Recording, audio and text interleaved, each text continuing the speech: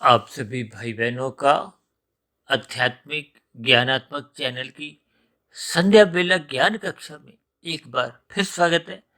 आज की चर्चा का विषय है मनुष्य रजोगुण से रजता नहीं।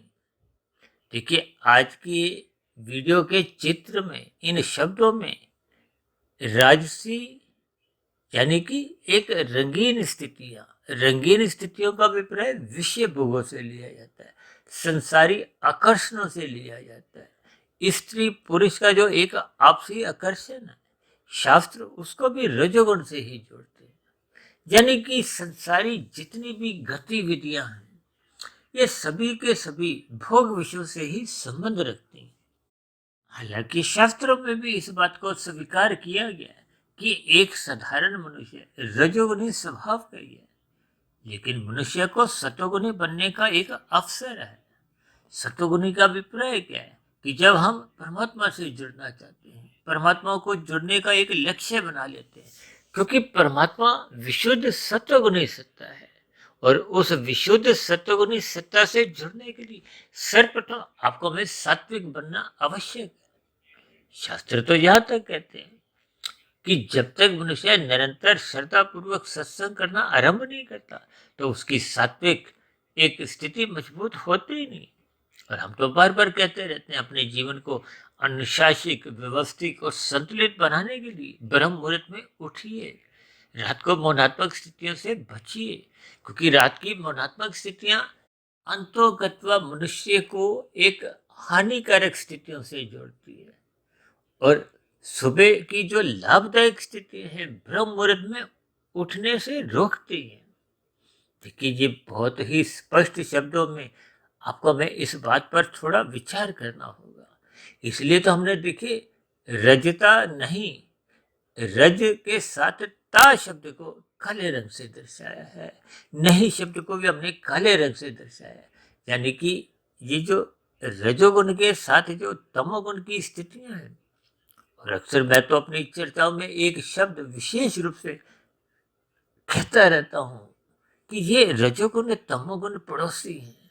ये एक ही गली में रहते हैं। जैसे आप और हम जिस मकान में रहते हैं, अक्सर मैं इनको देखिए, तमोगुण को 1, रजोगुण को 10 और सतोगुण को 100 से एक अंकों के आधार पर भी हम समझाते रहते हैं। क्योंकि शास्त्र कहते हैं तमोगुण से अच्छा रजोगुण है, रजोगुण से अच्छा सतोगुण है। और कहीं कहीं शास्त्रों में यह तक कहा गया कि तमोगुण से 10 गुना अच्छा रजोगुण है, रजोगुण से भी 10 गुना अच्छा सतोगुण है। बस इसी सूत्र को ही पकड़ते हुए हमने परमात्मा के आशीर्वाद से, गुरुओं की कृपा से 1, 10, 100, 1000 का एक सूत्र सा बना दिया। क्योंकि 1 का अभिप्राय क्या है? तमोगुण। 10 का अभिप्राय है रजोगुण। यानी कि जब आप प्रकृति के सुखों को भोगना चाहते हो, तो प्रकृति आपको में विधि विधान द्वारा कर्म करने की एक अनुमति देती है कि आप ये कर्म कर सकते हो, जिनको शास्त्रों में, वेदों में कहा गया विहित कर्म। यानी कि विधि विधान द्वारा, विधान के मतलब एक व्यवस्था से है, विधि का अभिप्राय एक कानून की स्थितियों से है। जैसे आपको हमें देखिए, हम जहाँ कहीं भी रहते हैं, कानून के अंतर्गत आपको हमें कितनी ही प्रकार की सुविधाएं मिलती हैं, लेकिन कानून का जब हम उल्लंघन करते हैं, तो फिर आपको हमें एक उस उल्लंघन करने पे फिर सजा दी जाती है। अक्सर मैं लाल बत्ती पे रुकने से और हरी बत्ती पे चलने से इन स्थितियों पर थोड़ा प्रकाश डालता हूँ, ताकि आपका हमारा जीवन में धर्म की स्थितियां मजबूत हो। धर्म को देखिए सत्वगुण से जोड़ा जाता है। धर्म एक ऐसी व्यवस्था है जिसको धारण करना चाहिए, अन्यथा आपका हमारा सबका जीवन कष्टमय होता है, दुखमय होता है। अक्सर मैं एक उदाहरण और देता रहता हूँ कि देखिए, जब हम लाल बत्ती पे रुकते नहीं, तो फिर ऐसी स्थिति विशेष में जो हरी बत्ती पे चल रहे होते हैं, उनको बाधा उत्पन्न होती है, उनको दुख होता है। तो थोड़ी से समय में ही कुछ अव्यवस्था सी बढ़ जाती है, जिसको कभी कभी आपने महसूस किया होगा कि चक्का जाम हो जाता है। कभी कभी देखिए, लाल बत्ती, हरी बत्ती, ये एक काम नहीं कर रही, तो उस स्थितियों में भी जब मनुष्य एक अपने आप को संतुलन कायम नहीं करता, तो फिर हपड़ा धपड़ी में, भाग दौड़ में कुछ ऐसी ही स्थितियां सबको ही असुविधाजनक स्थिति में ढाल देती हैं। सुख किसी को भी नहीं मिलता। इसीलिए कहा गया धर्म को, यानी अपने कर्तव्य कर्म को अपने जीवन में सर्वोपरि स्थान दो, धर्म को प्रथम स्थान पे रखो। ये अर्थ और काम, देखिए 4 पुरुषार्थ धर्म अर्थ काम मोक्ष स्पष्ट शब्दों में कहा गया है। और मैं तो इन सभी स्थितियों को, मोक्ष को तो एक विशेष स्थिति मंजिल से जोड़कर समझाता हूँ। अभी कुछ रोज पहले ही हमारी एक वीडियो ब्रह्म मुहूर्त ज्ञान उपदेश कक्षा में प्रसारित हुई थी मंजिल के ऊपर। तो वो भी आपके हमारे जीवन में 2 स्थितियां होती हैं, या तो हम संसार को भोगना चाहते हैं, और यदि हम संसार को भोगना नहीं चाहते तो परमात्मा को पाना चाहते हैं। परमात्मा को पाने का लक्ष्य बनने से ही फिर वो मोक्ष की स्थिति एक पूर्ण स्थिति मानी जाती है, जब जन्म मरण के बंधन से एक मुक्ति पाई जा सकती है। अन्यथा ये 84 लाख प्रकार की जो जोनियां है, 84 लाख प्रकार की जोनियों का अभिप्राय ये स्थूल शरीर की स्थितियों से है। और ये जो भोगों की स्थितियां हैं, ये भी स्थूल शरीर के स्तर पर ही है। ये गंध, रस, रूप, स्पर्श और शब्द, इन 5 भोग्य विषयों को भोगते भोगते मनुष्य रुकता नहीं है, थकता नहीं है। इसलिए आज हमने एक शब्द क्या लिखा है, रजता नहीं है, यानी कि उसको संतोष नहीं होता, तृप्ति नहीं होती। तभी तो आप देखोगे ना, कितनी भागदौड़ आप दिन में देखते हो। देखिए दिन में रजोगुण की स्थितियां होती हैं। ये प्रकृति के 3 गुणों की कुछ ऐसी स्थितियां हैं कि परमात्मा की प्रेरणा से, गुरुओं के आशीर्वाद से पिछले लगभग 5 वर्षों से हमने ये जो 2260-70 वीडियो प्रसारित की है, ये प्रत्यक्ष रूप से अप्रत्यक्ष रूप से प्रकृति के 3 गुणों की ही चर्चा करती है। भगवान श्री कृष्ण जी ने इन 3 गुणों के ज्ञान विज्ञान को गीता में गूढ़तम एक स्थिति से समझाया, यानी कि इससे गूढ़तम ज्ञान कोई और है ही नहीं। और इन 3 गुणों से ही आपके हमारे 3 शरीर बनते हैं, स्थूल शरीर, सूक्ष्म शरीर, कारण शरीर। देखिए स्थूल शरीर ही बार बार बदलते हैं। ये 84 लाख प्रकार की जोनियों का संबंध स्थूल शरीर से है। इस स्थूल शरीर के स्तर पर ही आप जैसे अच्छे बुरे स्थितियां कर्म करते हो, पाप पुण्य कर्मों की स्थितियां बनती हैं। देखिए पुण्य कर्म क्या है, जिनको शास्त्र एक विधि विधान द्वारा एक अनुमति देते हैं। जैसे आपको में यातायात में हरी बत्ती पर चलने की एक अनुमति है, लाल बत्ती पर तो रुकने का निर्देश दिया गया, और उन निर्देशों को यदि हम पालन नहीं करते तो फिर आपको में उस अपराध का उल्लंघन करने की स्थिति में दंड दिया जाता है। बस इतनी साधारण सी स्थिति मनुष्य को मरते दम तक समझ ही नहीं आती, बस भागदौड़ करता करता। देखिए रजोगुण को भागदौड़ से, क्रिया से, संसारी आकर्षणों से, विषय भोगों की स्थितियों से जुड़ा जाता है। और ये जो आज 24/7 की जो एक स्थिति है, 7 दिन 24 घंटे एक भोग भोगा, दूसरा, तीसरा, चौथा, 5वां, फिर दूसरा, पहला, तीसरा, यानी मनुष्य रजता नहीं है। अक्सर आप संसार में देखोगे ना, ब्याह शादियों की स्थितियों में तो ऐसे उदाहरण आपको हमें स्पष्ट रूप से अपने अपने जीवन में झांकने पे मिलेंगे। 1 बार नहीं, 2 बार नहीं, सैकड़ों बार इन सभी स्थितियों से आपका हमारा जीवन गुजरता आया है। यानी कि जब तक तृप्ति नहीं होती, बड़े से बड़े चाहे उद्योगपति बन जाओ, प्रधानमंत्री बन जाओ, फिल्मी जगत के सुपरस्टार बन जाओ, खेल जगत के नामी गिनामी खिलाड़ी भी बन जाओ, यानी कि संसार पूरा का पूरा आपके कदमों में भी हो, तब भी मनुष्य की तृप्ति नहीं होती।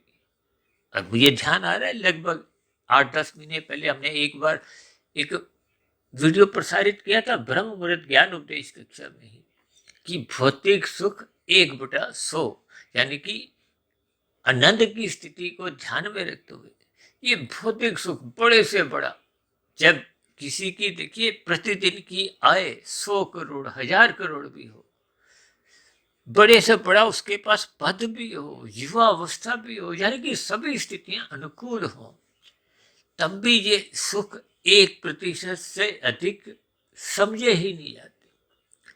अक्सर इन सभी स्थितियों पर मनुष्य विचार नहीं करता। और मैं तो अक्सर यहां तक भी कहता हूं कि मनुष्य इस भागदौड़ में कब कितने पाप कर्म करता जाता है।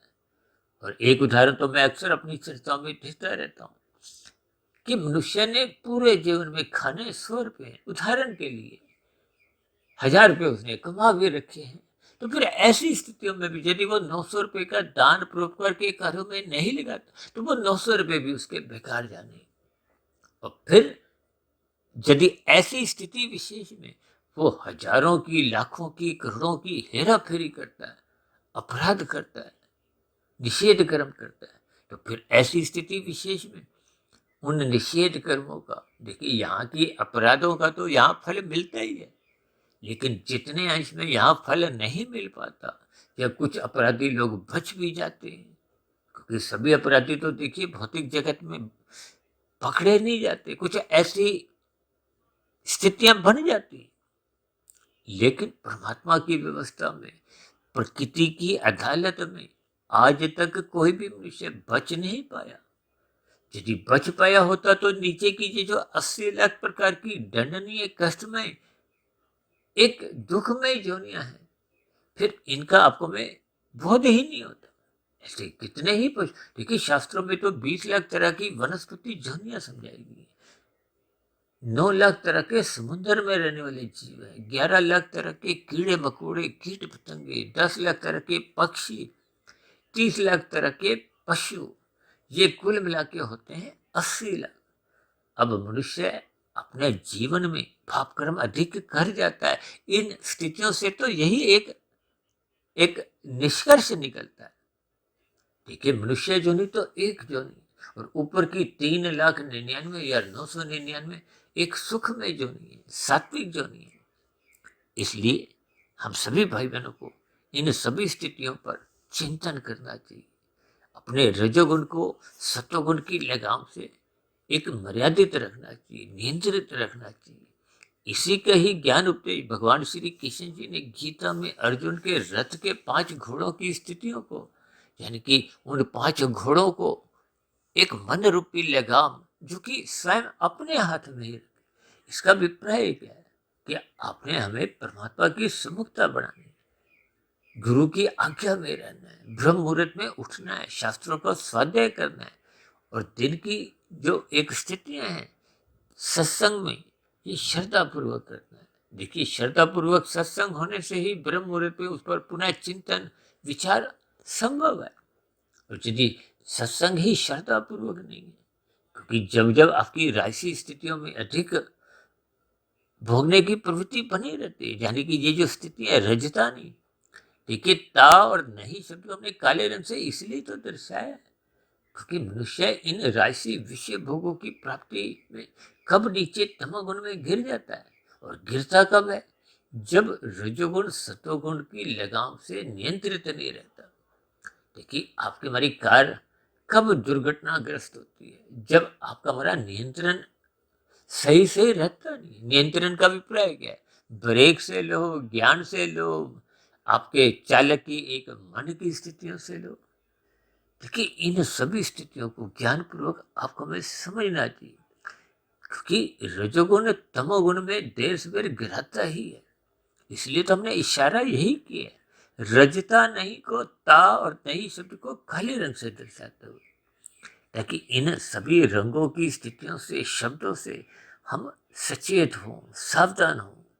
देखिए मनुष्य जोनी में आपके बड़े कर्मों का हिसाब किताब, लेखा जोखा, ये कार्य शरीर में हर्षण बढ़ता रहता है, और मरते समय यदि पुण्य कर्मों की न्यूनता रह जाती है, पाप कर्मों की अधिकता हो जाती है, तो फिर इच्छा रखने पे भी मनुष्य जोनी की प्राप्ति नहीं होती। भले ही एक साधारण शब्दों में शुभ संकेत रखते हुए अक्सर 2 शब्द स्वर्गवास शब्द बोल दिए जाते, लेकिन इन सभी स्थितियों के पीछे के देखिए समीकरण को आपको हमें समझना चाहिए।